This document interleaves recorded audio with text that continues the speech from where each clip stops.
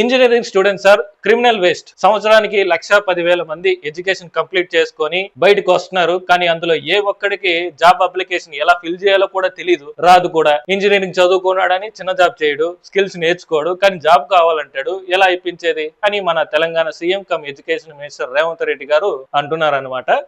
సంవత్సరానికి 1,10,000 మంది engineering graduate certificate తీసుకొని వస్తారు. మీరు ఆ పిల్లలకి అప్లికేషన్ ఇచ్చి వాని ఉద్యోగం కోసం అప్లికేషన్ ఫిలప్ చేయమని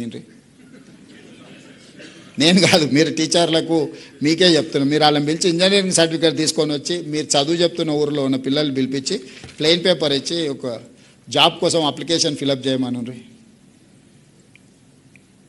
ఇది క్రిమినల్ వేస్ట్.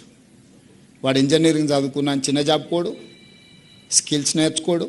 ఇలా అన్నాడని ఆయన మీద మనం కోపం తెచ్చుకుంటాం, కానీ రియాలిటీకి వస్తే అదే నిజం. అయితే ఇవన్నీ ఏ కాలేజెస్ లో నేర్పిస్తున్నారు? ఎడ్యుకేషన్ కంప్లీట్ అయిన తర్వాత బయటకు వచ్చి రకరకాల కోర్సులు నేర్చుకుంటాం. ఈ కోర్సులన్నీ కాలేజ్ డేస్ లోనే నేర్పిస్తే జాబ్ కొట్టడానికి ఎంత ఈజీగా ఉంటుంది. దరిద్రం ఏంటంటే ఇవన్నీ ఉన్నాయని ఎడ్యుకేషన్ కంప్లీట్ అయ్యేంత వరకు మనకు తెలియదు. అప్పటికప్పుడు తెలుసుకొని అక్కడికి వెళ్ళి నేర్చుకొని జాబ్ కొట్టే లోపల రోజులన్నీ గడిచిపోతాయి. ఇప్పటికి కూడా ఏదో తీసుకొస్తామని చెప్తున్నారు, కానీ వెంటనే మారుస్తామని చెప్పట్ల. ఇలా అంధకారమైన ఈ ఎడ్యుకేషన్ సిస్టమ్ ఎప్పుడు మారుతుందేమో. మరి రేవంత్ అన్న మాట్లాడిన మాటలపై మీరేమనుకుంటున్నారో కామెంట్ చేయండి. Thank you friends.